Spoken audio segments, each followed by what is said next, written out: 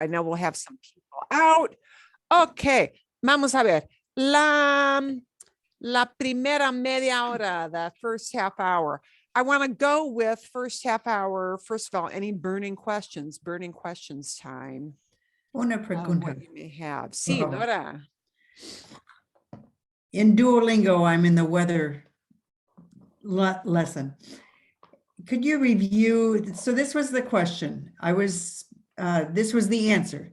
In Chile, hace mucho frío y está muy nublado. Nublado, sí. So 2 questions on this answer.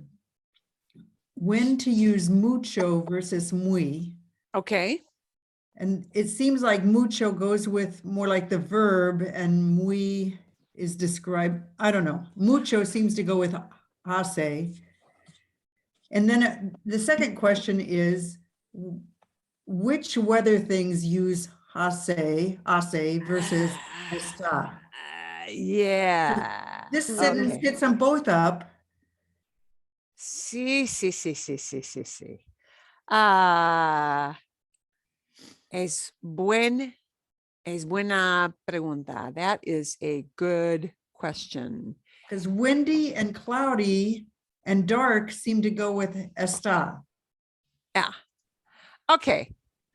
And I'm looking through here because I had a series of things, but I'm looking for which one of these files has the answer, if any. Okay.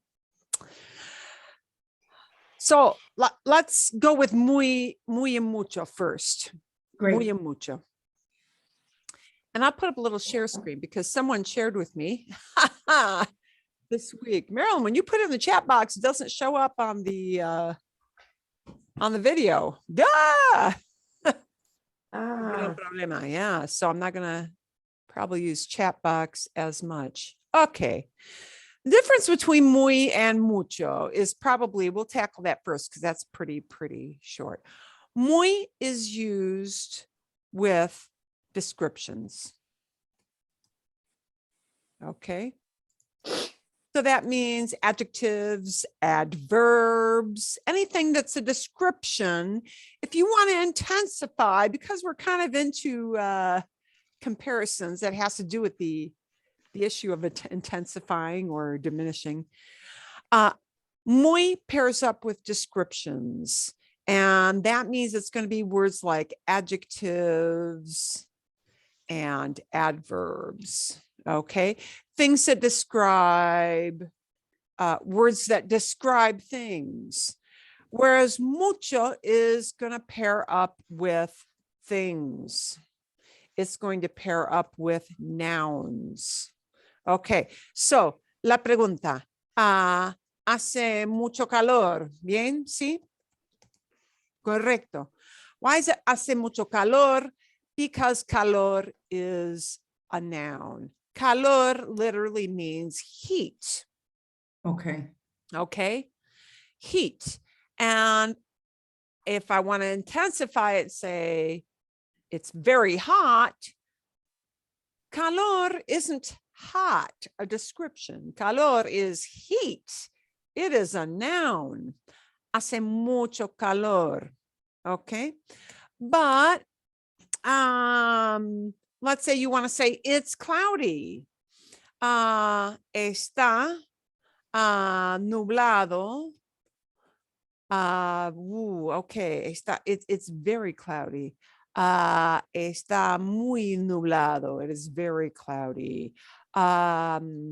Or let's say I could use a different verb and say hay muchas, and I need to change this word now into a thing. Nubes. Hay muchas nubes. There are lots of clouds. Okay, so we use mucho or its variations, mucha, muchos, muchas, with things. Nubes, things. Calor, a thing. Okay, so now the problem with this right here is that we don't think when we're translating in our heads, which we should try not to do, but kind of hard to avoid. We say it's very hot outside. We think of, well, hot is a description, but that word calor is not a description word. It is not an adjective. It is a noun, calor. And think of calorie as a unit of heat. You learned that somewhere in biology or chemistry or somewhere in a science class. Yeah. So calor is heat. All right. So now this starts to tangle into other questions. And actually we can, I can assign a little something that shows you the difference between muy and mucho as well, but for later. And the other question becomes, what about all those pesky weather descriptions? And pesky weather descriptions, they are kind of pesky because Spanish does not do the same thing as English. Of course, claro. El tiempo, el clima. First of all, you've got two different terms that mean the word weather itself. El tiempo, el clima. Clima can refer to climate, but it also is used to describe plain old weather. Okay. Tiempo has two meanings, time and weather. Yeah, depende del contexto. It depends on the context. But here is the things with Spanish. There are certain words. I'll try to make this a little bit bigger. There are certain verbs that tend to be used more with weather expressions. Okay. And one of them is the verb hace. Hace literally means it makes or it does. But here are the three verbs that you most frequently hear when we use weather expressions. They are hace, está, and hay. And I'll send you this whole slide set. So don't feel like you have to copy everything down. Okay. Hace frío. It makes cold. Literally, that's what they say. We say it is cold, but it's very frequent to hear hace used with a lot of these kinds of words. Hace frío, hace calor, hace sol, hace viento. And with all of those, from frío down to viento, all those things are nouns. So if you want to intensify it, it's hace mucho frío, hace mucho calor, hace mucho sol, hace mucho viento. All of those things, frío, calor, sol, viento, all those things are nouns. They mean coldness, heat, sun, and wind. Okay. Hace fresco. We usually don't use mucho. Hace mucho fresco. Well, no. Now, cool is cool. Cool is kind of between, right? It's in between. It's not cold. It's cool. Hace fresco. Hace buen tiempo. It makes nice weather. It is nice weather out there. Yeah. Hace mal tiempo. It's bad weather. If we want to intensify those, I don't throw in a mucho because buen is a description. And now I'm saying hace muy buen tiempo, hace muy mal tiempo. It's very bad weather. It's very nice weather. Okay. So you kind of just have to get familiar with what kinds of linked phrases, linked words make weather phrases, because these are not word for word translatable, because it doesn't make sense to say it makes good weather. Yeah. So you have to learn it as these words group together, they hang together, and they form this idea that we express with other words, other groupings of words. You may hear está frío, está caluroso, está soleado, it is sunny, está muy bonito. You may hear está used with those ideas. You know, these tend to now become kind of regional things. Okay. Some regions like to use está caluroso, it's hot. Some prefer to use hace calor. People, no matter where they live, will understand all those expressions. Okay. Está, because it expresses things that are easily changeable or can quickly change conditions. Está is also used with many weather expressions. So here's kind of a sampling. Está nublado, it is cloudy. Literally means it's clouded up. Yeah. Está lloviendo, it's raining. Está nevando, it's snowing. I want to focus on those two. If you are talking about a precipitation event, those involve actual verbs. And it's a little different. Ay, ¿cómo explico? How do I explain this? Okay. If I want to say it snows a lot in the mountains, I'm talking about a general seasonal condition. Yeah, a general seasonal thing. It snows a lot. Nieva mucho en las montañas. I'm talking about what it generally does up in the mountains. Nieva mucho en las montañas. But if I want to talk about what is happening right at this time present, I go into this use, this use of estar, like here, está nevando. If I want to say it's raining right now, if I want to talk about what is happening at the time I am speaking, okay, in real time, está lloviendo is more common, not llueve, it rains. Llueve is okay, but está lloviendo, está nevando. It is raining, it is snowing, current time, real time while we're talking. If you want to talk about current conditions, okay, weatherman kind of talk. Está lloviznando, it's drizzling. There's another precipitation thing. Está húmedo. Está seco, it's dry. Está tormentoso, it's stormy. Lots of weather expressions we use está. So you've got your hace camp. You got your está camp.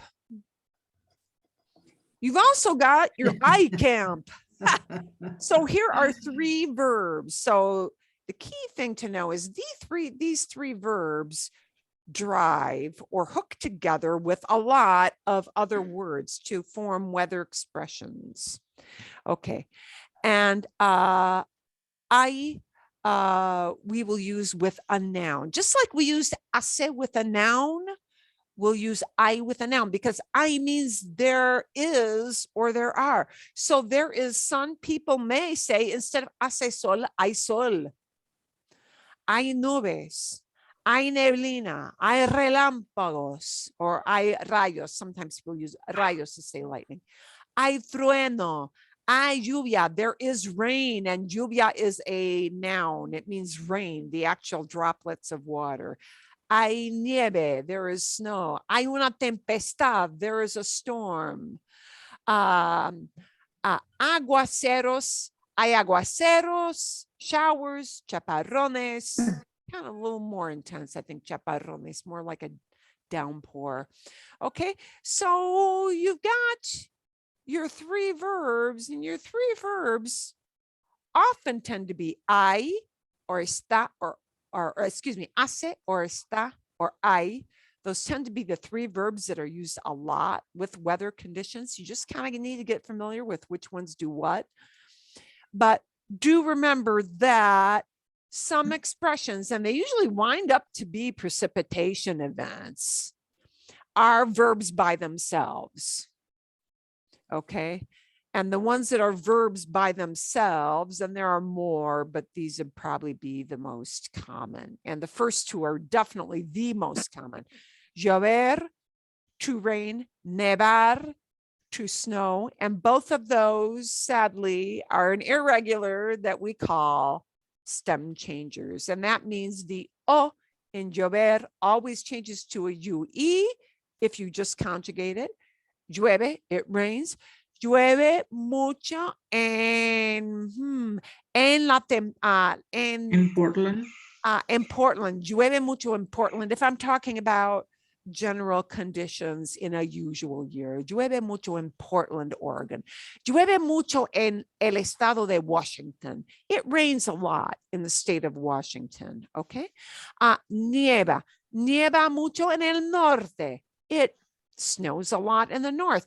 But if we're talking about what is happening in real time, what you're really going to hear people saying is not llueve, it'll be está lloviendo. And that is an ing verb. It's what we call a progressive tense, meaning it's happening as we are speaking. So here is the, in blue, as you see it, the happening as we are speaking tense, if you will. It's called progressive, present progressive. Está lloviendo.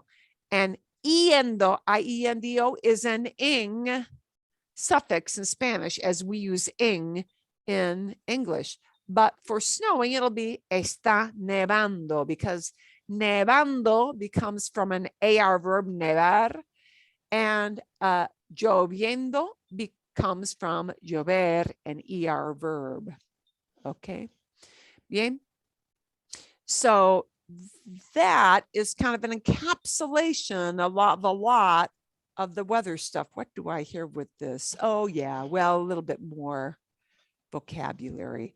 Pronóstico is a weather forecast. I'll send you this whole Thanks. thing. See, ayuda. Does that help a little bit? Yeah, that does. And really, you know, this is not a situation where it helps very much to translate. You have to become familiar with, here are certain groupings of words that hang together. Right. I'll see if I can find a little story type thing that might incorporate that to give you some listening experience, because the best thing to do for that is to hear lots of examples Yeah. on weather, and I'm sure I'll be able to Duolingo find. gives you the impression there's one right way, but you just showed They four do, ways. but well, and yeah, and that's where it's difficult, because sometimes that's true. There is one right way, but quite often, same in English, you know, Right. there's not always one right way. Sometimes there are alternatives. So there you go. Yay. Does that answer your question, Nora? It does. Okay, and I will send that whole slide group to everybody. Súper bien. Bien. Okay. Fantástico. Hay más, any other burning questions? Burning questions from the week? ¿Sí o no? Nada más? Nothing else? Okay. No. Oh, did I hear up because there was a question, or, or not? No? Okay. No, it's still confused. I mean, like, you know, I try to understand this, how to use this, like, you know, doing the exercise on in a book, and I still get some wrong, like, you know, with the 10 test, or even using the you know, if the most thing, so that you have to use, the comparison, like, you know, that you got to use L in front of it, like, you know, el mejor, el peor. Okay. I still get it wrong. So I try to do the exercise, but yeah, it's still. Well, you know what? I've got a few things, and I will send you I've got a site that actually will condense some of this. We'll do that. Juanita, thank you. Gracias. It is a matter of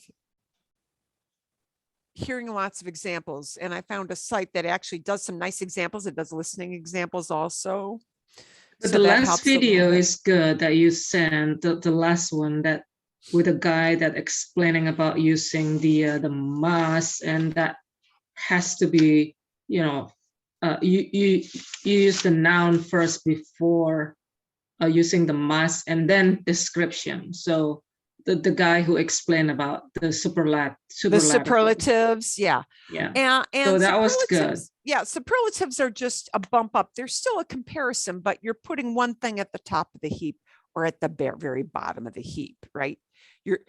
So with comparison, you're comparing two things, But with superlatives, you're picking one thing out of a group that might be 3, 5, 6, 700, any number, right?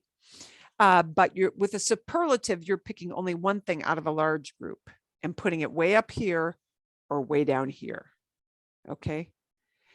Whereas with comparisons, other comparisons, they're either not the same, they're just alike, but we've got some examples we will look at with that once we start on the hour, because that's and an on using the the hour like lesson. day and like, at the end, like, like Yeah. del mundo, like, or de esta tienda, things like that. Or you use en, en la casa, or, which one that we use the article, like, you use. Superlatives will use de, but only in one situation. And I'll explain that when everybody gets on at 10 o'clock. The use of de. Okay, so let's first of all take this because it's kind of an elephant in the room. Oh my gosh, do I need to worry about that de? Well, maybe and maybe not. The de is not it does not make or break the ability of somebody to understand you. De, I know, means of or from, but de, when it's put into specific structures, they will not necessarily translate into what you think of as of or from. That's just one of those odd things. It's a language thing. De, yeah, when you look it up in a dictionary, de, of or from, but de doesn't always mean of or from. Sometimes it doesn't translate to anything at all. Sometimes it translates into something that, wait a minute, what do you mean in the world? It doesn't really mean in the world. It doesn't mean in, but we use it. In English, we use the preposition in, but in Spanish, we'll use a different preposition that does not mean in. Is that making sense? Yeah. Mm-hmm. So here is one of the little problems of, it's very hard to make your brain break that thing of translating word for word. It is really hard. It is. But if the more you can try to not translate word for word, the better off you will be. The more you think, shoot, they use a totally different word that we don't use at all. And they use it in this pattern, and just go with that. There is no reason for it. There is no reason for them doing that. It's just what they do. It's that very difficult thing of, I got to accept they do it differently and it has no real translation. Okay. It's just what they do. Yeah.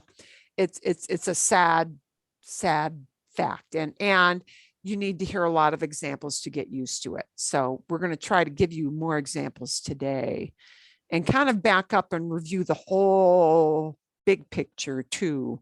Review the whole big picture. And then we're going to give you an easy way to do superlative, the idea of a superlative as well, that is going to do everything in one word.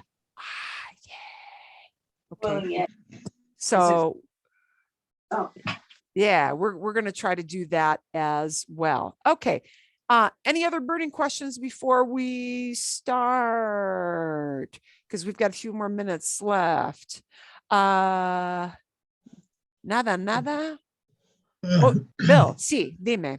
I was wondering if anyone would be interested in seeing an email from me reflecting on my recent 9-day visit to Mexico with my impressions. If so, I can send it to you sometime this week and you can decide what you want to do. Absolutamente. Absolutely. Yes. Because some things that you saw or wondered about, I may be able to embellish a little. Nice. Or maybe you can enlighten us. I don't know. Mike, close your video. ¿A dónde fuiste? Where exactly did you go, Bill? videos on my 3 days in Loreto and then 5 days in La Paz, and then from La Paz back home to Phoenix. La Paz. Okay. I Oh, La did- Paz. La Baja La- California. opening. If you have a pop-up blocker, try to disable it. Baja Sur, Baja California Sur. I see. As a matter of fact, one of my groups, I just showed a long video because they do a lot of listening comprehension at a pretty high level. And it was a tour in La Paz, in that town of La Paz, And Alexis's thing. which it was really impressive. I gotta say, that is a gorgeous area. That's where you can do they have the sand dune that you can do like a sledding on the sand too, right, Bill? I believe you can, but I didn't do any activities. This was more of a reconnaissance trip for myself and my son. Oh, okay. Because I have a friend who went there and then they did like, with their kids and they did that kind of stuff in the sand. The highlight of the video and this is sort of a very, this is one of those YouTubers that likes to get lots of hits on his channel. La playa más bonita de Mexico. La playa más bonita de Mexico. The prettiest beach in all of Mexico. He claims is in La Paz. And you have to get a little wristband to get in. So there's an entry fee to get in. And I think it would probably just be kind of mobbed if you didn't limit the number of people in there. We tried to get into that beach and it was closed off in the afternoon when we came, and they only let so many people in and they come early. Yeah. And he showed, you've got to get a wristband to get in. And okay, I figured there's got to be a limit if they're giving you a wristband. So yeah, because it's got such a great reputation. So the next time, la próxima vez, right? The next time, Bill. Next time you'll get in there. Bien. Ok. Bueno, vamos a empezar en 2 minutos, en 2 minutos. So, little preview for today, para hoy. For today, we want to do kind of a big picture of reviewing very briefly unequal comparisons, equal comparisons, and then move on to this thing of superlatives. I'm going to show you one page. Voy a compartir. I'm going to share this one page. If you saved this page, if you printed it out, or if you want to pull it up on the screen, you want to have that particular item handy soon, because soon after we do our little review, our repaso, we will go to that. And then you're going to get something a little different to do in smaller groups.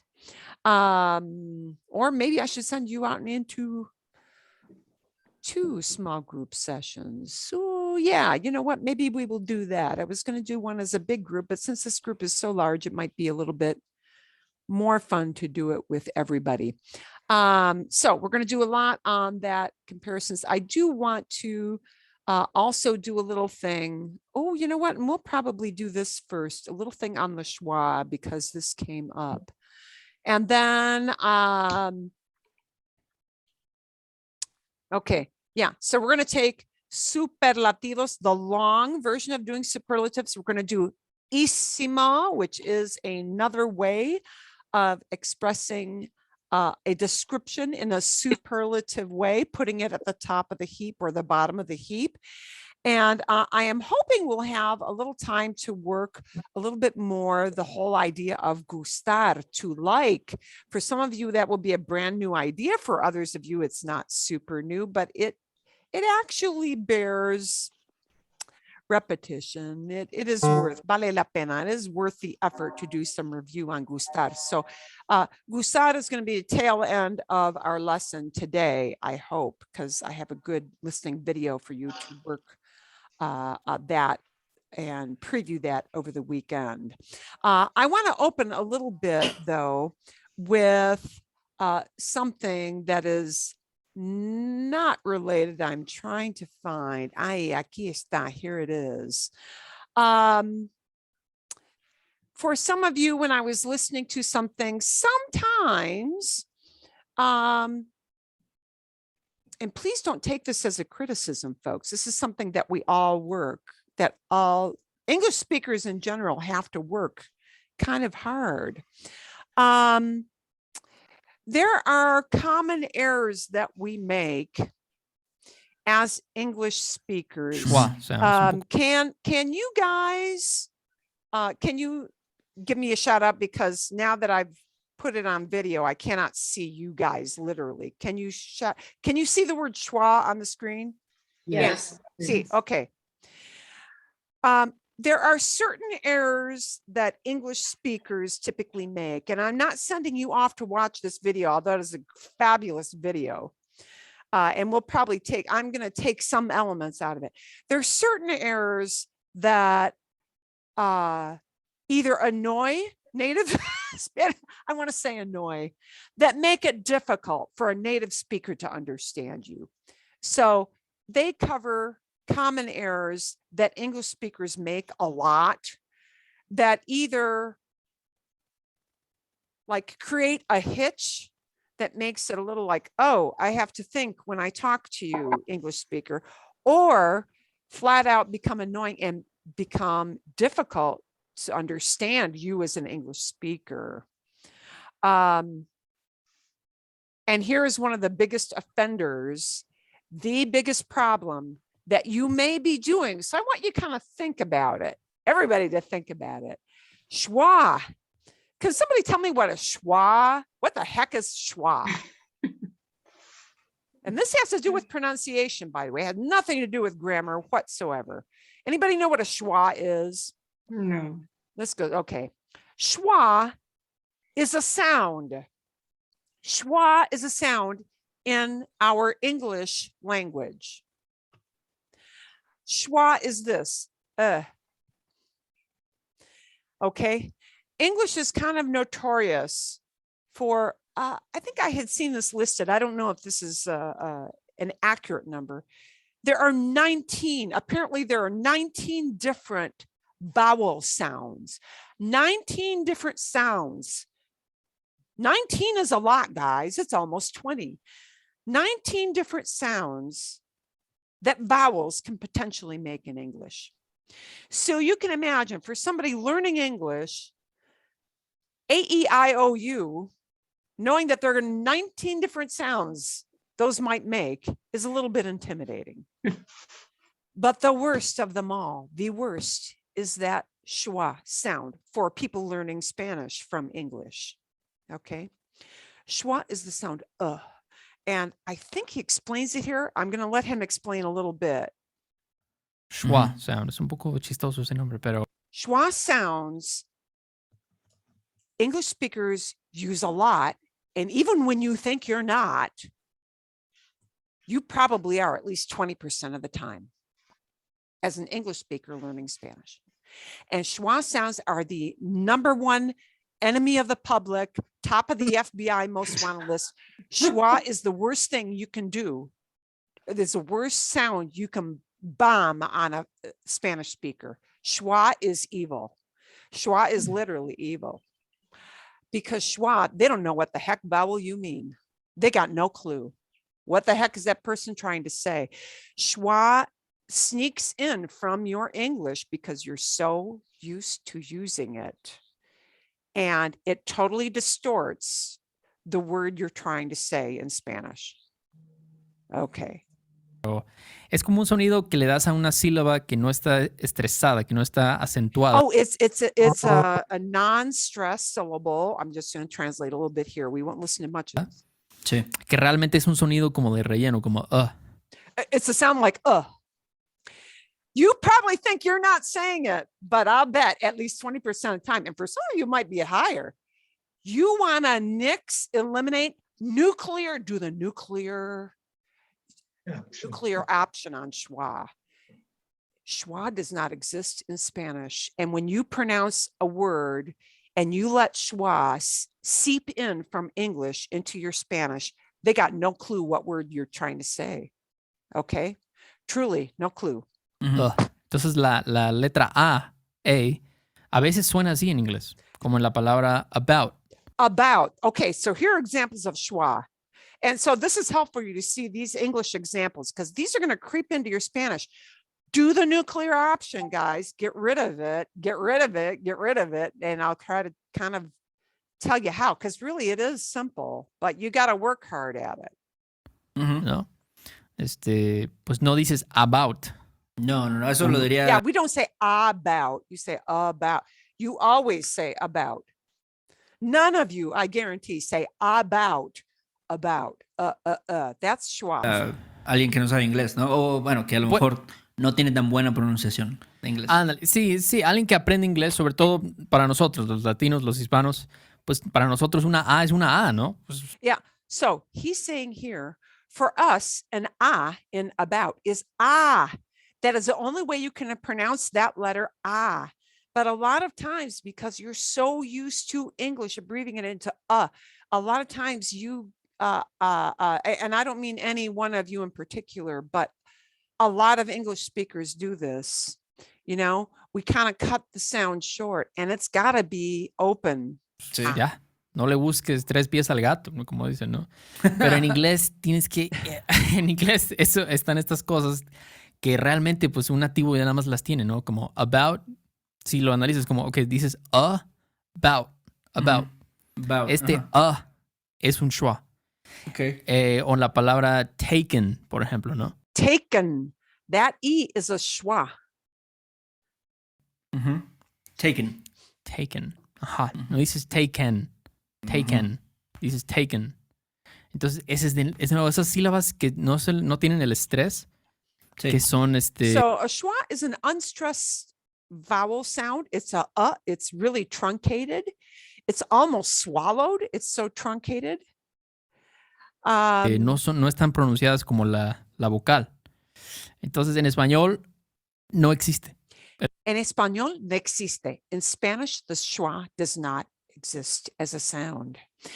And because your brain is so wired into English, it is hard for you to stop. As an English speaker from birth, it is hard for you to stop saying a schwa when what you really want to say is or a or o or u. It is very, very hard. El schwa. And I think he's got Tienes a que little- básicamente eliminarlo de tu mente, este sonido. eliminarlo. You need to eliminate schwa totally from your Spanish. Okay. It can seriously, and I'm not saying that as a just scare you word. It can seriously sneak in and prevent somebody from understanding the word you think you just said, but you didn't really say. Y aceptar que cada vocal en el español suena, pues conserva su sonido, ¿no? Oh, and I'll stop it there. Cada vocal suena. Every vowel makes a sound. So what I want you to be conscious of when you practice today with your compañeros, what I want you to be conscious of, cada vocal suena. Every vowel makes a sound. And you cannot truncate, cut short. You cannot let the English schwa sound creep in. Okay. So how do you do that? You do that by making sure, and it really is kind of simple, but you have to rewire your brain. What you need to kind of make sure of when you speak with your partners, and I will tell you, I'm kind of at the level, when I hear you guys record stuff, sometimes that schwa makes it really hard for me to understand what you were saying. And sometimes my brain can anticipate. Ryan? This is an error people will typically hear you. make. But sometimes, even for me, it's hard to understand. So guys, will always sound like that, and kind of, I want everybody this week to go and look in the mirror at your mouth when you pronounce, like take a set of words and look in a mirror and look at the way your mouth is moving. Hace calor. If you pronounce this as hace, and usually people start off with best of intentions, and hace will come out right. But if you kind of hace calor, if you wind up not saying calor, they're not sure, because Spanish is going to have two words. And if you don't pronounce that in the first word I highlighted for calor, you shortcut it, it comes out sounding a little bit like, did they mean color or calor? Did they mean color or heat? And it becomes a problem, and a real problem for the person you're talking to, because now they're trying to interpret, hey, there are two words in Spanish. They don't mean anything alike. Did you mean calor or did you mean color? So I want you to really, really think about that schwa sound, like totally doing the nuclear option and getting rid of it, because it can literally make it hard for people to understand the exact word you're saying. Do you know what I mean? Comprenden? See, I'll maybe make up this afternoon a list of words that people typically tend to do this with, that the schwa sneakily sneaks in. You are unaware of it, literally. And like a list of words where you can stand in front of the mirror, read these words and look at calor, color. Really look at the shape of your lips, because no kidding, it makes a difference. And it can make the difference between somebody understanding the word you were saying or not, or them trying to, like, they're skipping a beat because they're pondering, what word did this person mean? And they're trying to guess the error. They're playing a word game with you now, which you don't want to be doing. You want to be, saying the right word. Okay. Bien. So calor. That's all I'm going to say about the schwa, but I'm going to kind of cook up a list of words where typically that might sneak in and be biting you in the butt. Sadly, and you think you're doing great. And the person kind of looks at you like, and they're trying to be polite. Yeah. You know what I mean? Okay. So I'm going to try to think of some things, but it's kind of funny, as old as I am, because I am older than dirt and I've been doing this for so long. A lot of time, I am trained to think, oh, here are the errors people will make. But then sometimes I listen and I start to hear it like a normal speaker, and I'm thinking, what did that person mean? And I'm trying to figure it out. And it's because your schwa is creeping in. Okay. So, vale, enough of that. Pero vale la pena. It is worth the effort to work that a little bit. Let's take a look at, we're going to now walk back and show you some examples of, we're going to do the big overview review of comparisons. I'm going to try to show you the screen. I'm going to try to pull this up here. A ver. Okay. Bien. And I've got my sound turned on. Okay. We're going to look at first at the big picture, the big picture idea, all comparisons in general. And then we're going to get into these superlatives specifically. Comparisons of inequality. And this is where we might say bigger, but more beautiful. We use more or okay. We're comparing two things, but they're not on the same level. Okay. And instead of deciding, do I use more or you're going to use the word more, más, right? Más que. So, Juan es bajo, Pedro es alto, Pedro es más alto que Juan, Juan es menor que Pedro, and let's just kind of go down to the, I thought we had, oh yeah, sound examples. Okay. And when we use alto, and we're talking about tamaño, tamaño means size. We want to say Marcos is taller than Alan. It will sound like this. And I'll give you the link to this because this is nice. You can hear everything. Alto. Marcos es más alto que Alan. Marcos es más alto que Alan. Es más alto. Bien. Calidad. Posición.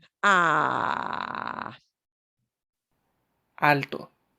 De estos dos materiales, ¿cuál es de superior calidad? That doesn't really show us our pattern. Perdón. Okay, here's another pattern. We're going to skip that one. Here's a new one. Bajo, bajo, bajo, bajo, short. Bajo. Sebastián es más bajo que Alejandro. Short in stature. Okay, short in size, not short in length. Okay. Sebastián es más bajo que Alejandro. Sebastian is shorter.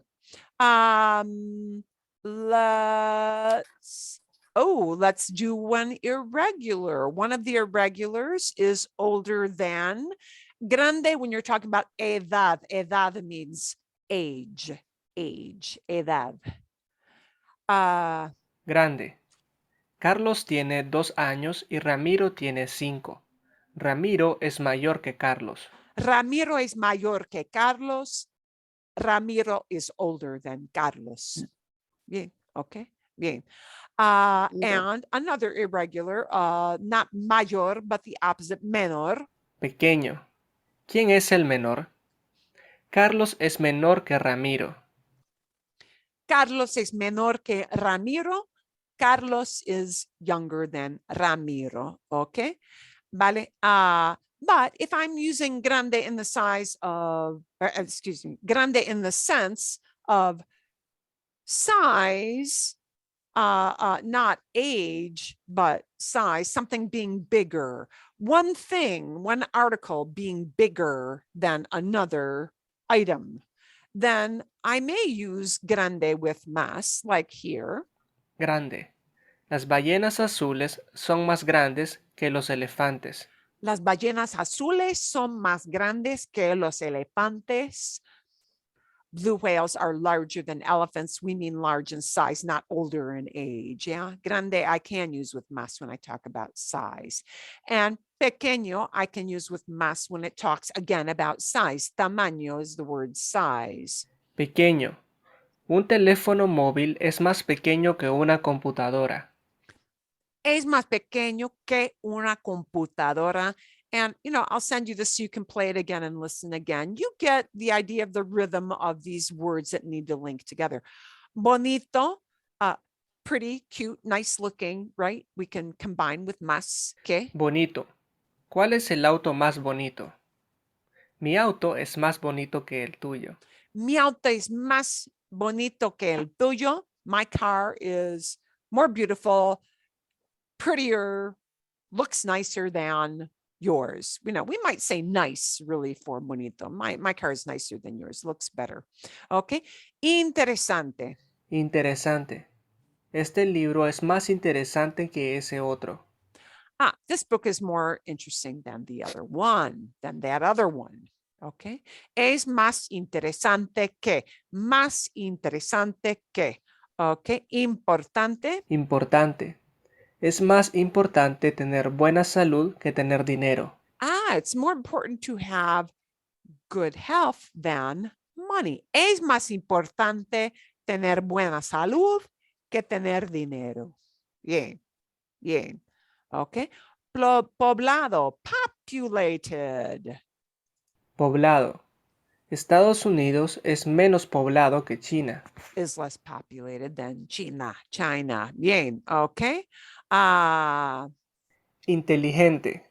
Donald es menos inteligente que tú. Es menos. Besides más, we can use menos, right? These menos ideas also compare in an unequal way, right? Más means more and menos is less, literally the word less, okay? Malo. And Bueno, las canciones de Luis son mejores que las canciones de Pablo. right, we don't say just as in English, we don't say that is gooder. We don't use más with bueno, right? Bueno becomes mejor. Mejor, better, right? Just like, I mean, you may hear somebody say, that's gooder, that's more good, but yeah, you go, oh, well, that's not right. Do you know what they mean? Yes, of course you know what they mean, but it isn't quite right, right? Las canciones de Luis son mejores que las canciones de Pablo. Bien, okay. And similarly, we have an irregular for malo, just we don't say, oh yeah, I know. It's the baddest, but yeah, we don't say that, or better or more bad. Yeah, that's not good either. Okay. Malo becomes peor, worse, right? Malo. Los dibujos de Ana son peores que los dibujos de Fernando. Okay, so all of these are the unequal comparisons, and I'll send you that little link so that you can hear the examples and listen to the patterns again. The idea is to listen to the patterns. Now let's listen to some patterns with equal comparisons. Now we're looking at keeping things on the same level. One thing is just as important, just as pretty, just as expensive, just as cheap, just as dangerous as something else. Okay, instead of más description que, we get tan description como. Tan description como. And of course, it gets a little bit more complicated because tan can morph into that word tanto, but Fernando es tan alto como Francisco. Es tan alto como Francisco. Es tan alto como Francisco. Tan alto como, just as tall as, as tall as. And notice in English, sometimes we say just as tall. As tall as, just as tall as. We throw in extra words too. Why do we do that? I don't know. We just do in English. Okay, so tan alto como. Otro ejemplo, another example. Ana es tan inteligente como Alberto. Is as smart as, es tan inteligente como, but different word. We still have a description, but instead of más que, tan como, tan como. Mi trabajo es tan difícil como el tuyo. My job, my work is as difficult as yours is. El tuyo just means yours. Okay? Una libra de oro pesa tanto como una libra de plumas. And sometimes we use it to talk about something weighs as much as. Then it goes into a longer word instead of tan, a longer word, tanto. If we're talking about the action of the verb weighs, then we just use this tanto as kind of a generic, longer form of tan, right? It weighs as much. So let's listen to that again. It weighs as much. We're focusing on it weighs the action rather than the noun. Una libra de oro pesa tanto como una libra de plumas. Pesa tanto como, and tanto como runs together. Because I don't have a description, I have a verb in action. Weighs as much, okay? Mi español es tan bueno como el tuyo. Mi español es tan bueno como el tuyo. My Spanish is as good as yours. ¿Una gacela corre tan rápido como un leopardo? Una gacela corre tan rápido como, runs as fast as. And there, again, we've got a description of, with an adverb, really, right, runs as fast. Okay, bien? All right. Are we good so far? Sí. Pregunta, question, sí, okay, vale, Cindy. Oh, and Cindy, you might be on, go ahead. Just a quick question. When these sentences end in el tuyo, that just means yours. And I'm not saying your car. El tuyo means yours, and I'm not saying the word car. That's all. Okay. Hey, should we take my car or yours? So it's el tuyo. El tuyo because it's a masculine thing. Yeah. Sí. I can't say el tú. el tuyo. It means yours. We'll cover that another time. That's not a big make it or break it kind of word, but it's just saying yours without it's implying car, but it's not saying the word car. It's not saying tu carro. Tu carro is your car. But if I say yours, it becomes el tuyo. El tuyo. Because I'm not naming the word car specifically. I cut out the word carro. You could do it either way. If you, well, no. If I take the word carro out completely, if I don't say the word carro, and I just say yours, but we both understand, we have an understanding that when I say yours, I mean your car, not your family, not your kids, your car. El tuyo, yours. Tuyo is referring to carro, a masculine thing. It's saying it, pegging, it belongs to you. But I'm not matching up the word carro with tu carro. To say your car, I need tu carro. I can't say tuyo carro. When I take carro out of that equation, it's just el tuyo, yours. Thank you. That's Gracias. kind of another thing for later. Bien? Okay. Más preguntas. Any other questions sneaking in there on that little quickie review? No? Okay. Bien. I'm going to morph into the idea of superlatives now. So now we're going to get into, and we've got a nice little picture here that will help us with this.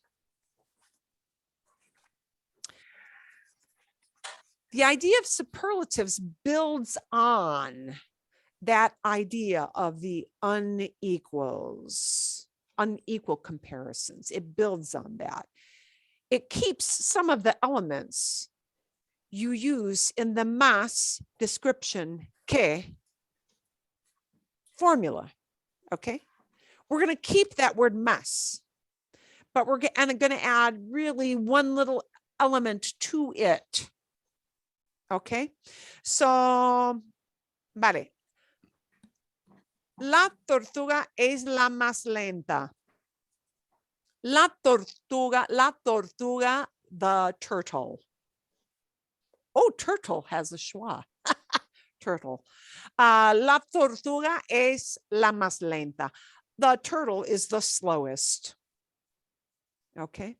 Let's look below. Debajo de la tortuga. Tenemos el perro.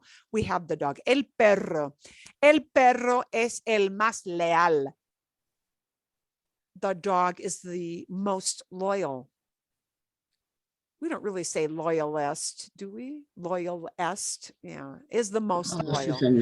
Yeah, sometimes we say est, sometimes we say most. Prettiest, but most beautiful. Yeah, and if you said she is the beautifulest, people would kind of look at you like, huh, yeah, right? So in English, we got to know whether we say beautifulest or more beautiful. Yeah. Prettiest. Most pretty? Yeah. Okay. In Spanish, you don't need to worry about is it most or is it est? It's más and the description. But notice what happens. We have la más lenta, el más leal. El león es el animal más feroz. The lion is the most ferocious. Is the most ferocious. Okay. Es el animal más feroz.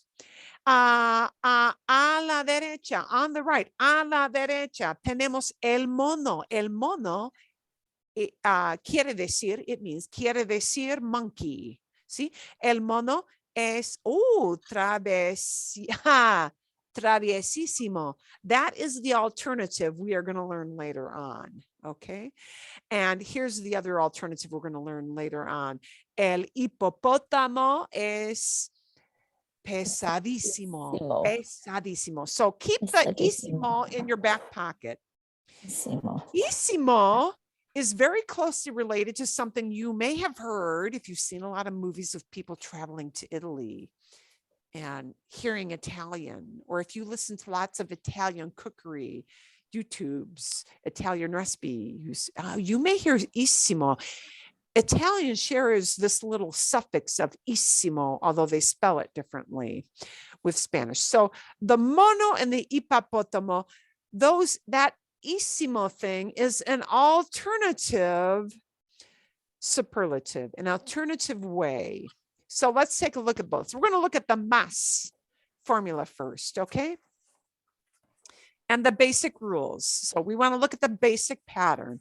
A relative superlative in Spanish is used to differentiate an object from a group by maximizing its qualities.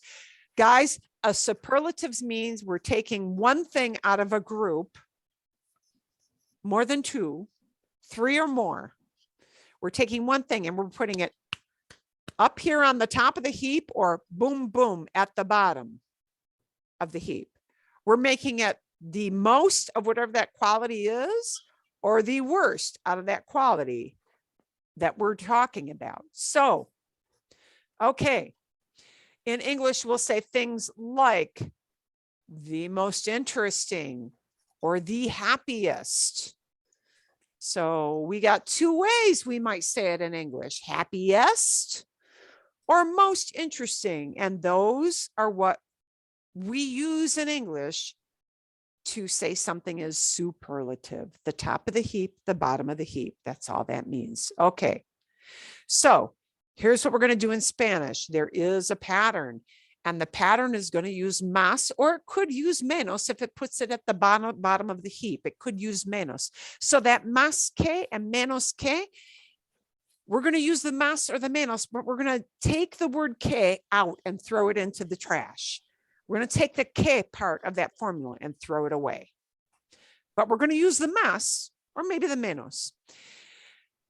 What we're going to sneak in and add in is that for a superlative, we have to find the definite article.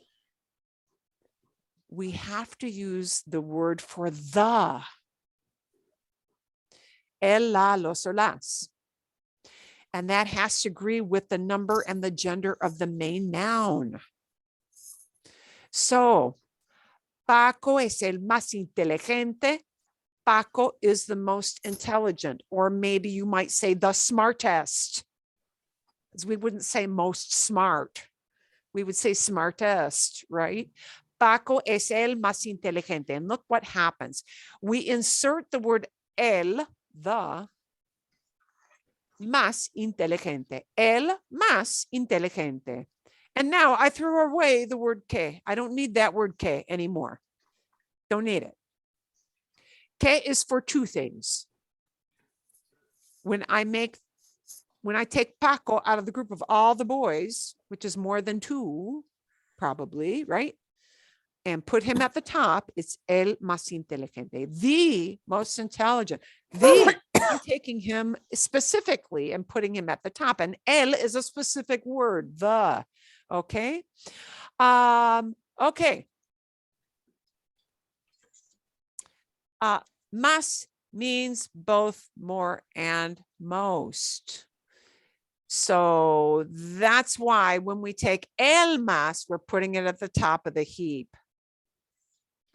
El más bonito, the most beautiful, the prettiest, right? I've got to have that word el to put it at the top of the heap. Okay.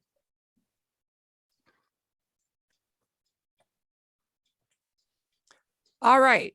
Now, here's a part that might kind of feel like you're getting into the weeds. We may or may not have a noun, and I'll show you at the top picture how that looks different. It's not that big a deal, but don't let your brain make it think it's a big deal, because it isn't. Unlike English, because English doesn't do the, Unlike English, it is very common to add a noun between the article el and the adjective. So, el perro más leal, the dog most loyal. I can just say el más leal, the most loyal. If I know what I'm talking about is perro. But I can also stick a noun in there. El perro más leal. If I stick a noun in there, it'll be el perro, noun, más leal. Okay. You can also add the noun after the adjective, but it will sound too formal and it will be more poetic sounding. So, yeah. El niño más creativo. El niño más creativo.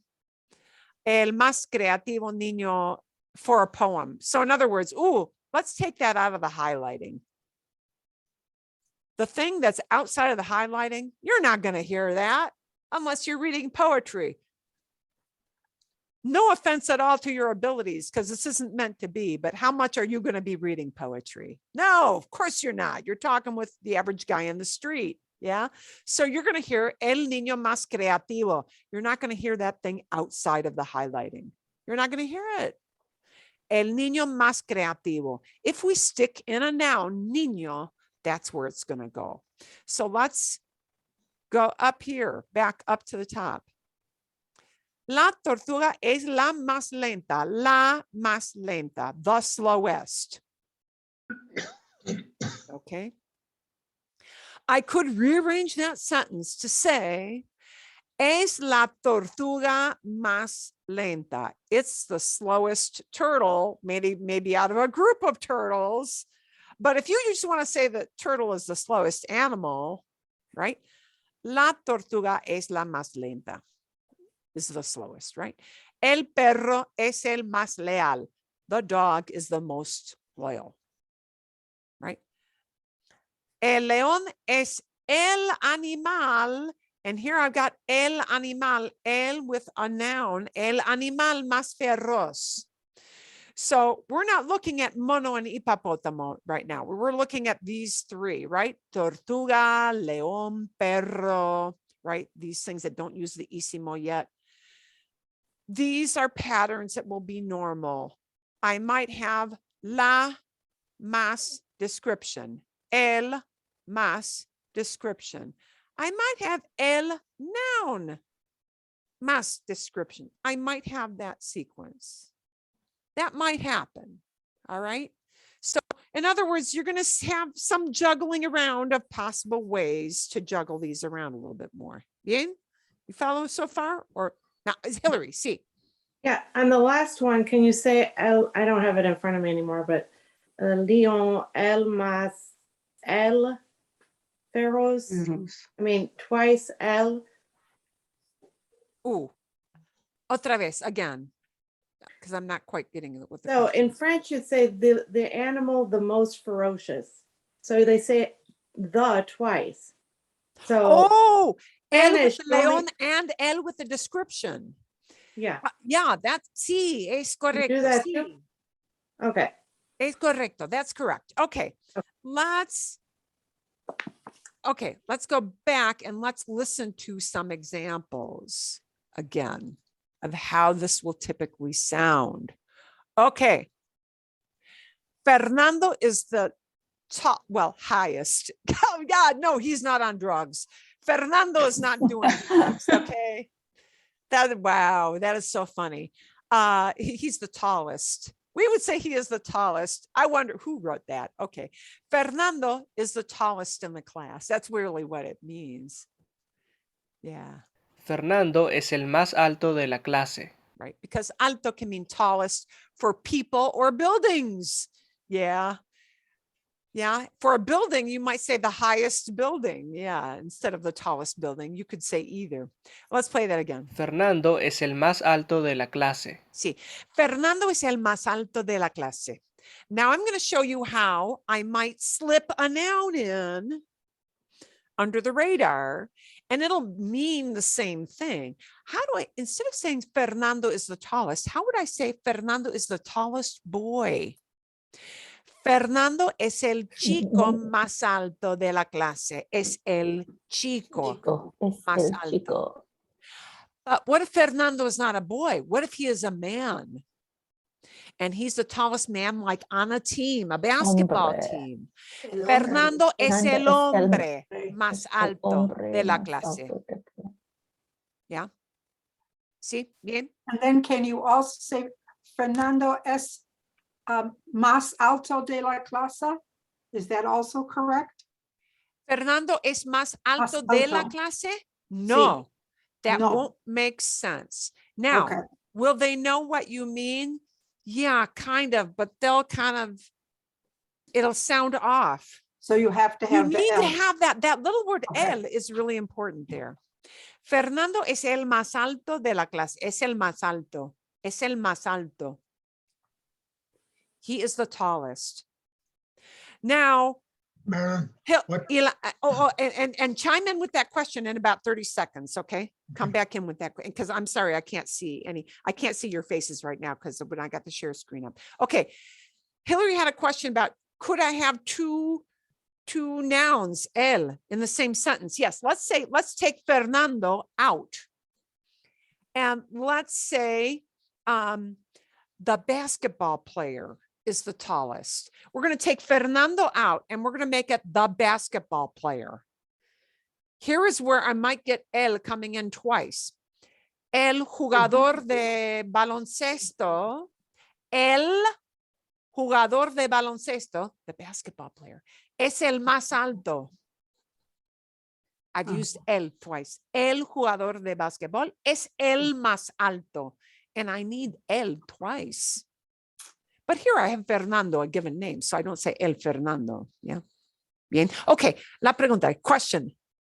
I had one, Marilyn, if you said Fernando is the highest grade in the class, is that more appropriate for the highest word? Degree? No, the grade A, grade Oh, grade like A as Yes. opposed to F. Yes, see. Okay. Fernando, and notice how this will change. I could say he has the highest grade. He has. So now I can't say es anymore because he has, right? I need to use tiene. Tiene. Fernando tiene la nota, the grade. Fernando tiene la nota más alta de la clase. Fernando tiene la nota más alta de la clase. He has the highest grade. Sí. Bien? Okay. Bien. Let's look at the second example here. Alejandra es la más joven del grupo. Alejandra es la más joven del grupo. She is the youngest. We could have also said la menor. We could use that menor word in there, but la más joven is, yeah. You can do either. Bien? Okay, let's look at the next one. China es el país más poblado del mundo. China es el país más poblado. I have inserted a noun, país, country. El país más poblado. The country most populous or most populated. Sorry, Marilyn, this is what I was talking about. Can you put the L? So could you say China es el país el más poblado? No. No, you can't do that. No. Okay. No. I could take país out. I could take país out and say, China es el más poblado del mundo. And people would go, ooh, that makes sense. It's the most populated. And they know you're inferring país without saying país.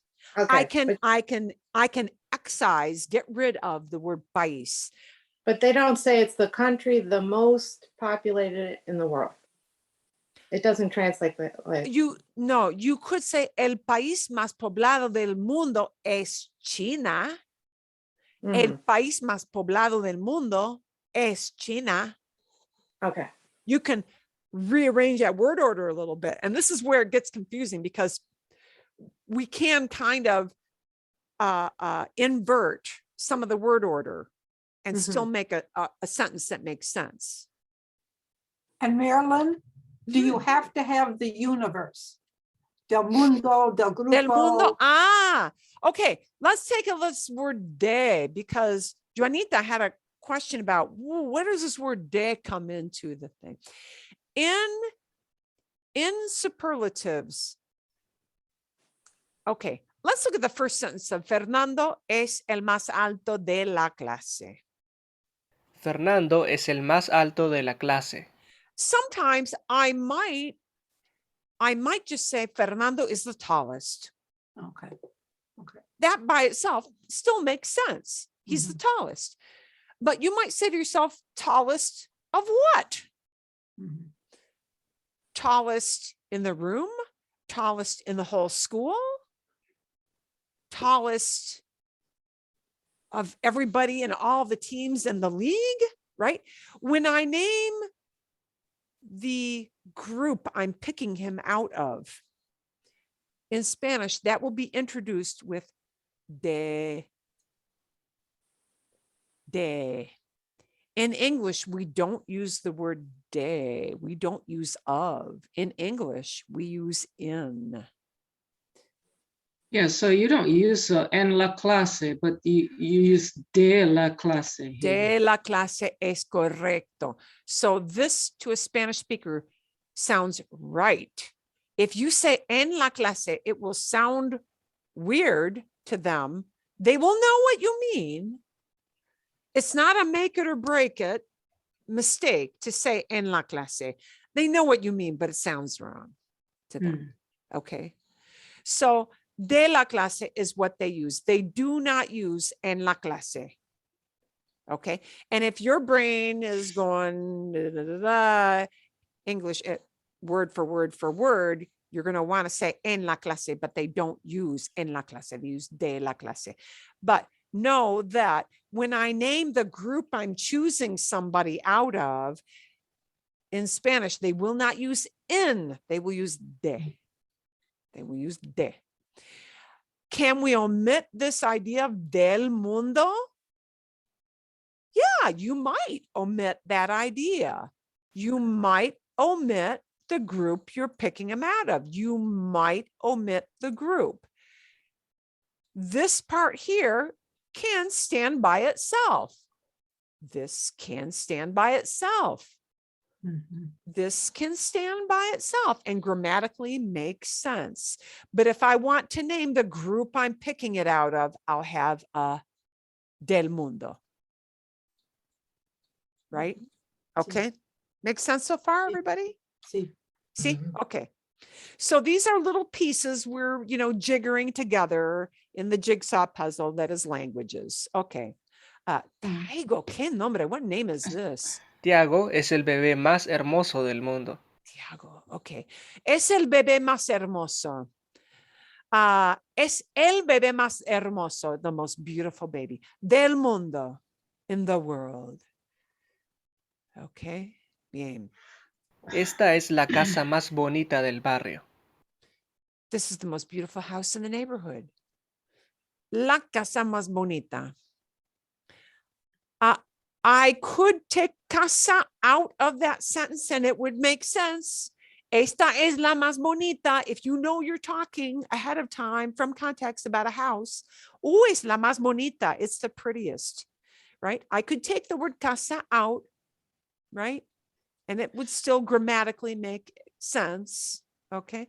Now they're going to throw a past tense in here, so don't let that throw you. Él escribió algunos de los libros más famosos del siglo pasado. That's a convoluted example, so let's not dwell too much on it, but some of the most famous books of the last century. Let's not focus on that one because you're just going to kind of get into the weeds for something that's not worth getting into the weeds.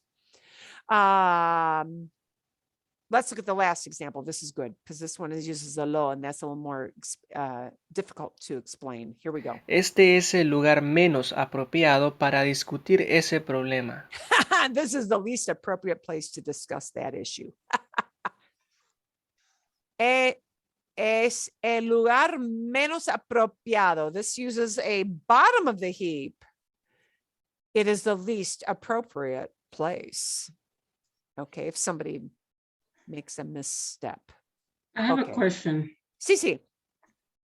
I know that the el or la, it's just following the because of the noun, based on the noun, is it based on their gender? But why is L instead of a lo? Because it's masculine. If you use la in feminine, I am so confused with that. Okay, let me go back to this for just a quick second. This second to the last example is important for that reason, because it uses a lo. So let's listen to the example. Lo más importante es terminar a tiempo. When I mean the most important thing, it will use lo, which is not masculine in this case. Lo here is really a neutro, a neuter. It's neither masculine nor feminine. If what you mean is the most important thing, you want to tell somebody the stupidest thing she ever did, or the craziest thing my husband ever did. The craziest thing, the dumbest thing, the most important thing. The way they express the idea of thing is using the word lo with a description. That's what that is.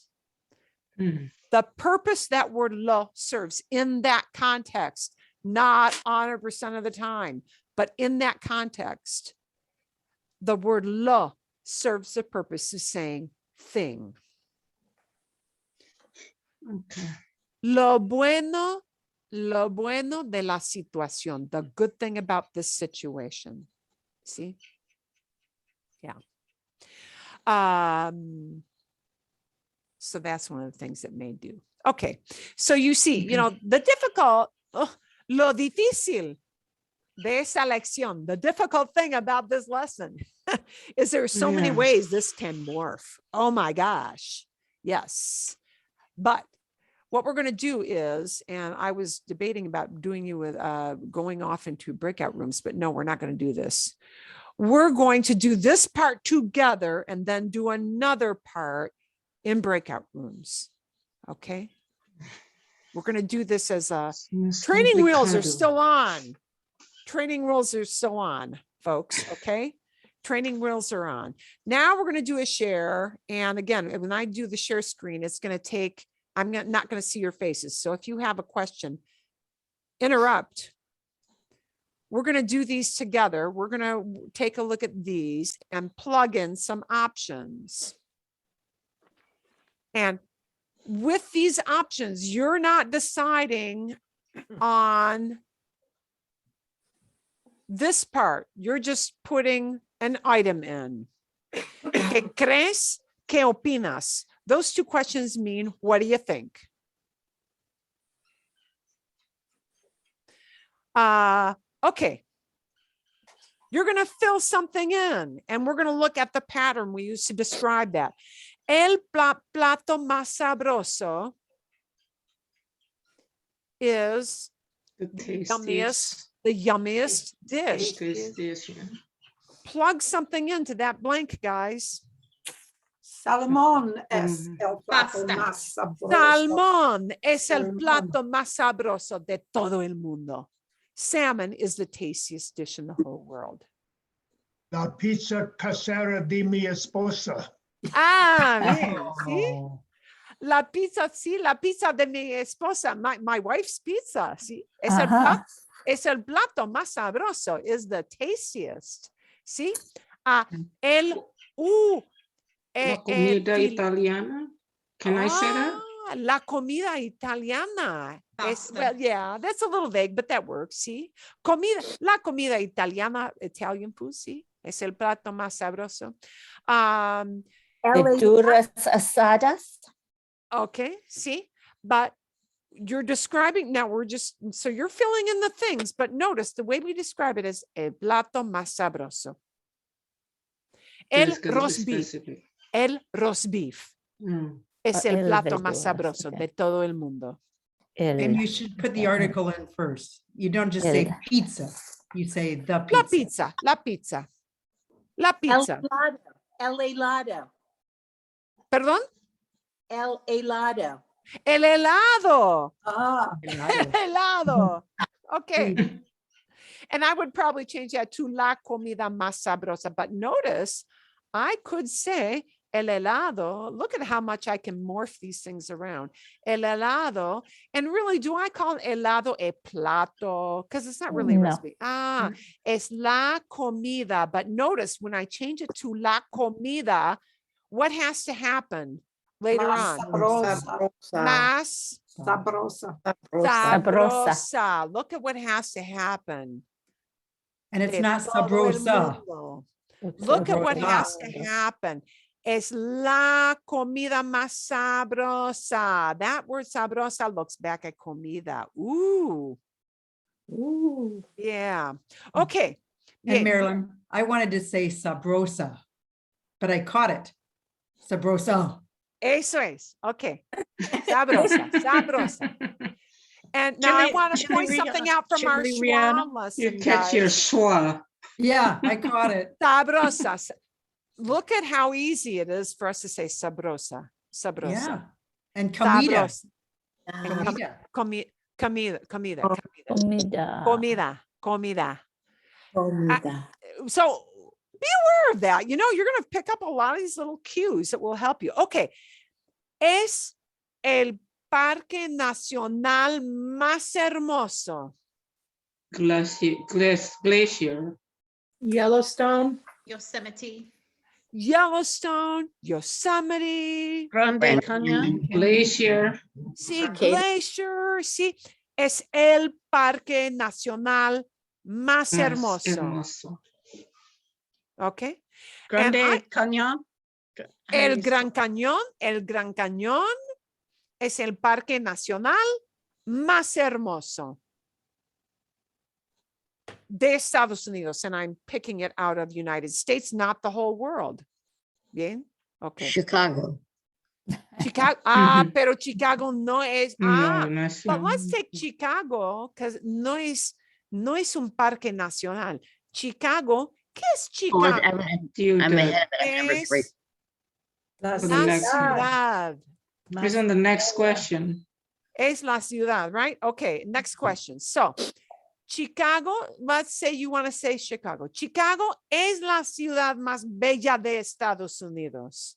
But you may plug in a different city. You may say instead of Chicago, you may say San Francisco. San Francisco. Es Carmel. sí, es sí, San Diego. Boston. Charleston. Sí, Miami. Nueva York. Bien, okay. But look, la ciudad más bella. Bien, la ciudad más bella. And then I name the group I pick it out of, right? Okay. Bien, las ciudades más bellas de Europa. And notice what Two of them. And notice what happens with a plural. Yeah. It's two. Ooh. Roma y París. Venice. Yeah. Roma y Venice. Y París. Venice y Paris. Y París. Maybe I'm picking three things. Roma, Venecia y París son las ciudades más bellas de Europa. Can I digress a second? Sí. On Estados Unidos. How come you don't say of the? How come you don't say el Estados Unidos? Because, okay. I have people sometimes say Los Estados Unidos. Some people, and I think this is just over time, drop the los. Oh, okay. You hear people saying it as Los Estados Unidos strictly and dropping the word Los Estados Unidos. I just think to make it shorter, honestly. I think as time has worn on, there are more people who drop the los, but it used to be, say 50 years ago, people used the word los more. I can't give you a reason. That's just what has happened. Okay. Let's go on to el deporte más divertido. Fútbol. The funnest sport. Pickleball. El Fútbol. El ¿Quién es el fútbol. El fútbol de americano. Ah, el No. fútbol americano.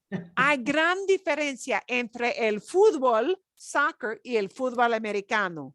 El fútbol americano es el deporte más divertido o el fútbol, soccer, es el deporte más divertido de todos, of all. De todos, of all. ¿Sí? Quizás el tenis es el deporte más divertido. Sí, es opinión, ¿verdad? Right? Sí. ¿Verdad? Es opinión. El baloncesto. El baloncesto es el deporte más divertido. Bien. El béisbol es el deporte más divertido. Ok, bien, ok. But look at what happens with a plural. Son los mejores actores del mundo. Harrison Ford y Frances McDormand. Sean Penn. Ok. Son Son los mejores actores. Are the best. And look at what happens. Más gets kicked out when you want to say best. Those four irregulars of mejor, peor, mayor for older in age, menor for youngest in age. Those come back, right? So we might not hear más. We might hear mejor or a variation of mejor, peor, worse, menor or mayor. We might hear those. Es la mejor película de los años 2000. El Gladiator. El Gladiator es la mayor. Es la mejor película de los años. Es la mejor película. Bien. Now, does that mean of the years 2000 or Of the year yeah, 2000? of what from 2000 till now. Till now. Yeah. I thought it was the year So when we 2000. talk about like decades, you know, we can say los años, we can say, and here we have got an A. Okay. When you know, you talk about a decade, de los 40 of the 40s, you know, de los 60 of the 60s. Yeah, it's common to use that. Okay. La mejor película de antes del año 2000. That's before 2000, right? Sí, sí, sí, eso es. So Forrest Gump. Forrest Gump. Forrest Gump es Raiders la of the mejor Lost Ark. película. Saving Private Ryan. Bien, es la mejor película de antes del año 2000. Eso es, ¿sí? Citizen Kane es la mejor película según críticos, según los críticos solamente, ¿sí? De antes del año 2000. Ok, el peor, let's look at another irregular, es el peor programa de la televisión. Es el peor programa, the worst show. The Bachelor. Fox and Friends. Es el peor programa de la televisión. Judge Judy. Judy. Es el peor programa. Ay, Jerry ay, ay, Springer. The Kardashians. ay, ay, sí. Yeah. Real Eso es Housewives de Real- cualquier Yeah. ciudad. The Real hoarder, the hoarder. Los programas de realidades. Ay, sí, programas de Yes. realidad, sí, sí, eso es. Ok, me gusta mucho. Ok, el regalo más caro que recibí. The most expensive gift that I received. Un viaje alrededor del mundo por mi jubilación. ¡Wow! Say that Uy, again. Trip around the world? sí, un viaje alrededor del mundo. A trip around the alrededor del Cool. mundo. Por mi jubilación. Jubilación. Jubla. Jubilación for retirement, ¿sí? Es el caro, es el regalo más caro. Ay, bueno, sí. Pendientes de diamantes. Diamond earrings. Bien, sí. Un carro es el regalo más caro que recibir, pero en realidad no fue. It wasn't. No fue un regalo porque todos usamos el carro. We all use it. En realidad no es regalo, pero técnicamente, técnicamente es el regalo más caro que recibí yo. ¿Bien? ¿Vale? Ok. Vale. ¿Entienden? You understand how this works, ¿sí? ¿Bien? ¿Vale? Okay. So what I want to do now is we want to take this one step, and I'm going to give you some and I've got to adjust one thing. Okay, make that easier to read. I am giving you what we call in the business some scaffolding, meaning I give you some ideas you can plug in. You don't have to use the ideas. I put them in their scaffolding because they're little steps on a ladder. If you don't have enough vocabulary, I am feeding you some possible words you can use. I want you to go out into some smaller groups. And I don't think I have to be real picky about which groups I put you in because you're using these formulas, okay? I'm going to show you what it's going to look like first. You are going to see this when you go off into the breakout rooms, but it will look like this. Superlative, and you won't see that. Superlativos. You're going to use some of the ideas in italics or your own words. That means if you don't like my words in italics, you can say she's full of it and put in your own words, and that's okay. To describe each photo with a superlative. You're going to look at these. You're not comparing them to each other. You are making each one into a superlative. You are talking about el paracaidismo, skydiving. You're going to talk about el pastel de chocolate, chocolate cake. You're going to talk about una caminata en las montañas, a hike in the mountains. You're going to talk about las galletas, cookies, just cookies. You're going to talk about el buceo, scuba diving or snorkeling. Yeah, scuba diving, really, el buceo. You're going to talk about el drama, Breaking Bad. El drama, see? And you're going to take each one of those, 1, 2, 3, 4, 5, 6 elementos. You're going to talk about those 6 separate things, not to each other, but those 6 separate things. And you're going to call them the most exciting, emocionante, the cheapest, barato, the peligroso, dangerous, violento, violent, fascinante, fascinating, rico, yummy, aventuroso, adventurous, adictivo, addictive, dulce, sweet in taste, mejor, best, peor, worst, difícil, hard, fácil, easy. Use those italic things to say it's the most exciting, it's the cheapest, it's the most dangerous, it's the most violent, it's the most fascinating. It's, you know, on and on and on. You're going to pick something in italics to talk about these 6 elements in your small groups. Does that make sense? And you're going to have those pictures when you go into the groups. Vale, bien? Okay. Okay. And I'll probably try to keep you in groups of about 3.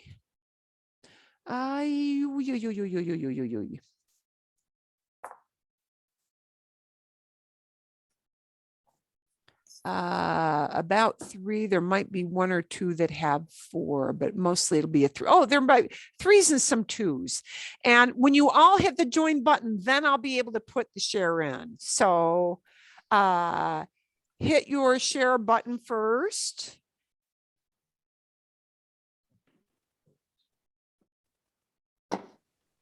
And then I can, once y'all hit the share button, it'll let me put the picture in.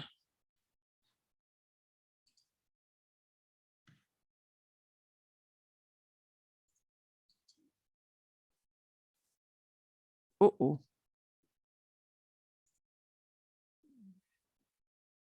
Uh-oh. I got things that shouldn't be showing up here. Wow. Momentito.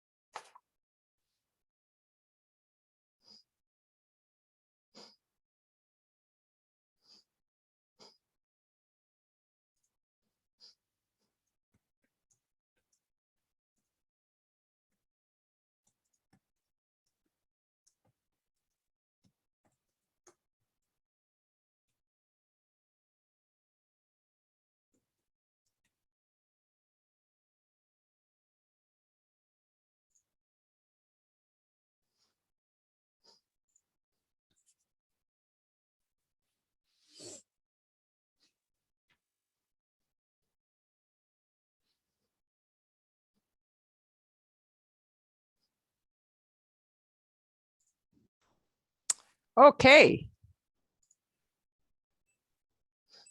A ver, we'll have most everybody back in about a minute. Quizás menos que un minuto, maybe less than a minute. Yay. Hey, Marilyn, Sí. I never had anybody in my group and I never saw the actual sheet you were sharing prior to the breakout rooms. Oh, perdón. Wow. Okay, we're going to do another thing. Let's see if you can see it. Thank you for telling me that, but I'm a little bit puzzled. I had one person, Susan Rollins or something, but Oh, you know then what? she Somebody dropped may out. have. Okay, here's what I think happens. Okay. Sometimes you know how it is. Somebody rings your doorbell. Somebody has to leave early. I Mhm. think that's what happened. I think she had to leave early. I will put you in a different group. So you've got that. Perdón. Okay. I'm sorry about that. Lo No siento. worries. Lo siento. Okay. Vale. Sí, Bill. We had two questions. The one that I had is, if you have two superlatives, do you have two mas? Or can you just use mas y? Dime, tell me an example of what you mean.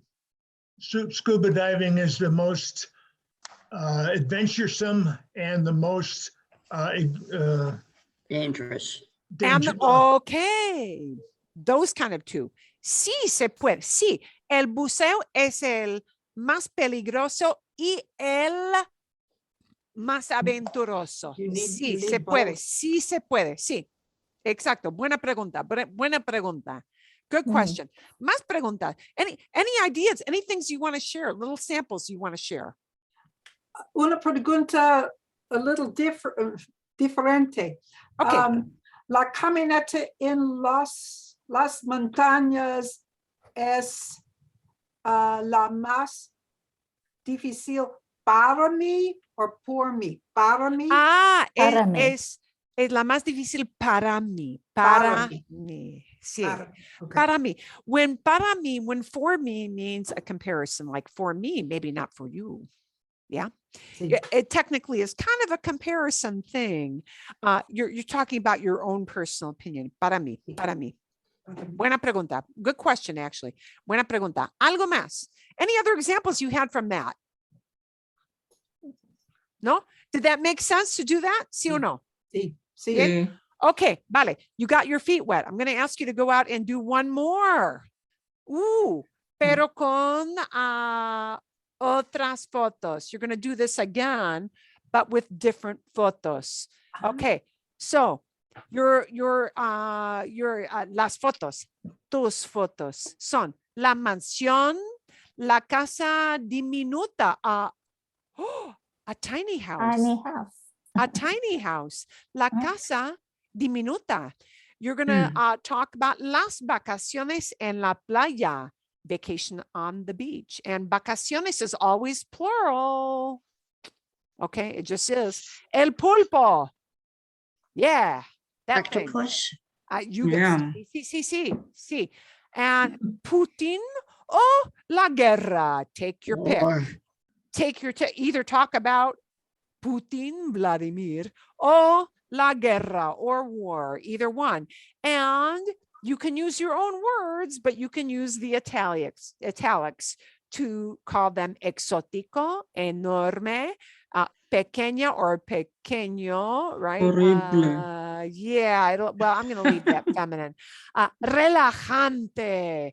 Put an X in there instead of a J, and you get the idea of chilling. Yeah, chilling, relaxing, relajante. Alarmante, alarming.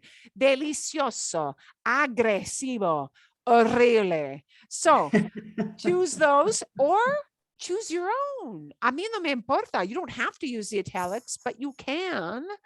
I'm going to open up your groups, and Margarita, I'm going to make sure I change you out right now.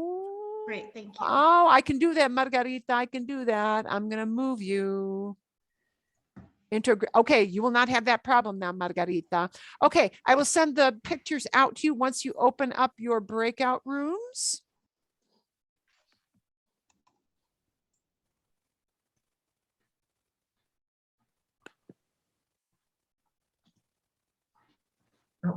Sorry.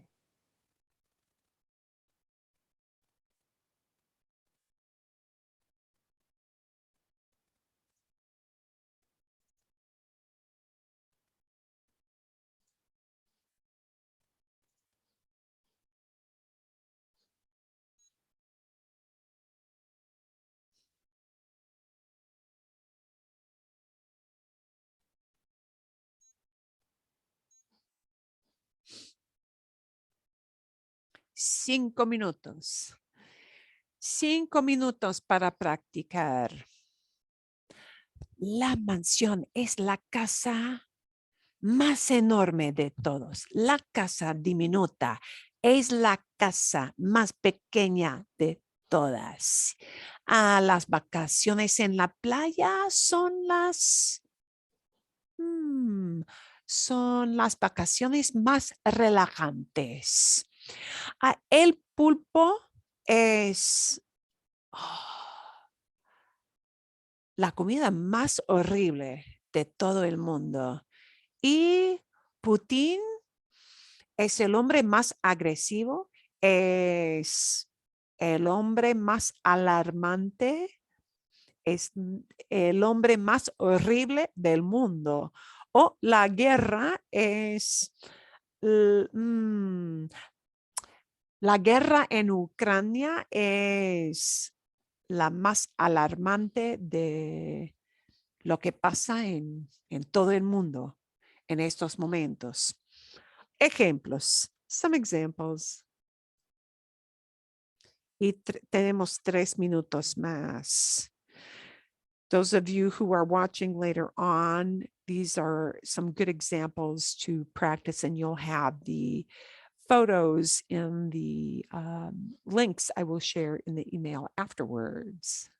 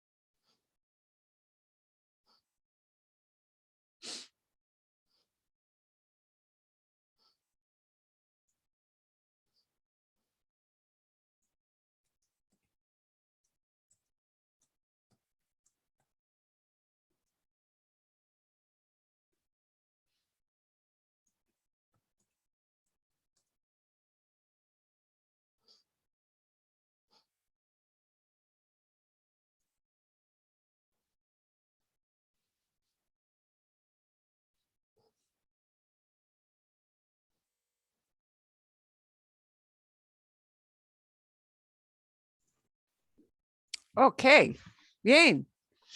Juanita, is some of this clearing up some of the questions you had? Or is it, no, it is not. Ooh, lo siento. Or it is.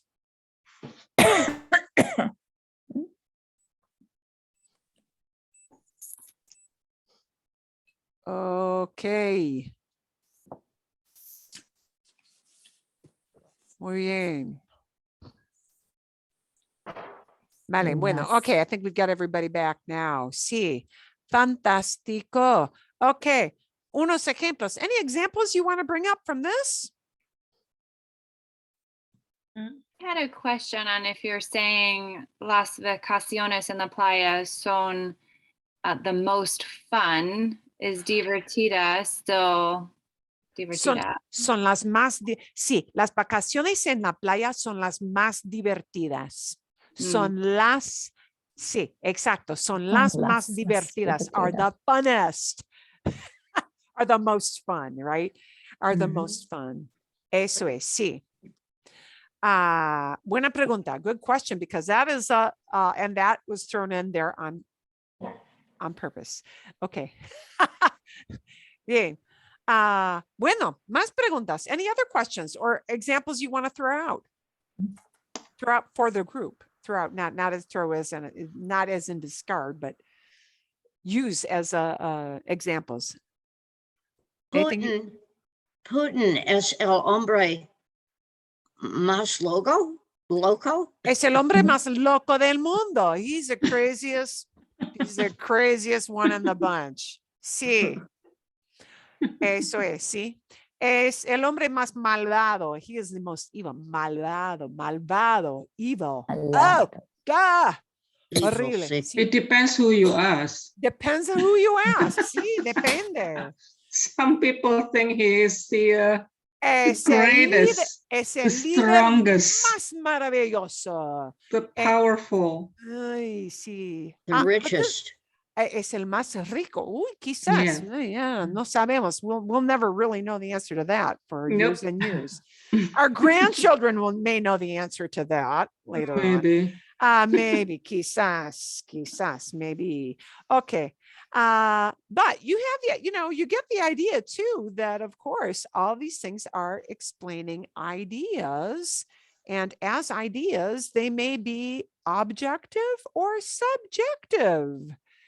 They may be totally subjective. That could be. Bien. I am not getting a chance, and I'm sorry because I'm looking at the clock. I am not getting to gustar. Yay. I will give you some homework on gustar, but this is kind of almost where I want to end it. I do want to talk about ísimo because it is a super frequently used intensifier. So I will give you actually a video to watch about that, but it's super short. It's like a 3-minute video, so it won't take long. There is a way we can avoid this el más in a description. There is a way to avoid it.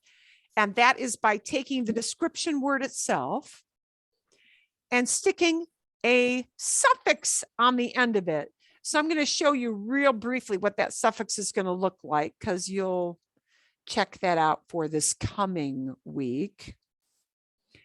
And I need to clear my drawings because es fácil. It's easy to show you. And this is something I told you may have heard if you are a big cooking fanatic. Wow, perdón. My board is messing up here a little bit. Oh, and that's why, it's not accepting my, it is not accepting my, now it is. Ísimo, which you may hear in Italian as a double S, but we don't use that in Spanish. Ísimo, ísimo. And I'll show you a little example. This is kind of a shortcut version to turn something into a superlative without using el más or el menos. You can say, por ejemplo, bonito. If I want to turn that into prettiest, instead of saying el más bonito or la más bonita, I can say bonitísimo or bonitísima. It's that simple. I'm going to show you, I'm going to send out a small video that will show you how that works. And we take the description word. The description word might be hermoso, beautiful. And we can take that word hermoso, get rid of the O at the end and use an ísimo at the end of it to turn it into a superlative. Okay, so we'll play with that a little bit next week, because that people tend to use this quite a lot. You know, like you want to say, oh, somebody wants to be really, oh, but my gosh, it's the tallest, that's the tallest building. They're looking up at a skyscraper, yeah. Or they're looking up at a tree, admiring, you know, a redwood tree. Uy, perdón, wow. My screen is flaking out on me, guys. Sorry about that. Uy, ay, es un árbol altísimo. Wow, it is a super tall, that is just the tallest tree. Es altísimo. It's like the tallest. Es altísimo. Altísimo, right? It's not altísimo. No, not altísimo, altísimo. Okay, so that's no I on that, so you need to add I. Altísimo, yeah, ísimo. Ísimo is the prefix or the suffix, the suffix ísimo or ísima or ísimos. And there are little spelling quirks that kind of creep in, which I think the video is going to tell you about some of them. But the core of what you need to hear, because you'll hear people use this quite a lot. And what they're just doing is really magnifying that quality by using that little suffix ísimo or ísima, the feminine form, or ísimos for a plural group, or ísimas for a feminine group. Okay, so that will, the little shorty video will show you how that will sound and what they will look like on paper. So you can kind of, and now the difficulty with it becomes a super long word. So it's hard to pronounce, but you're probably going to hear it more than you're going to use it.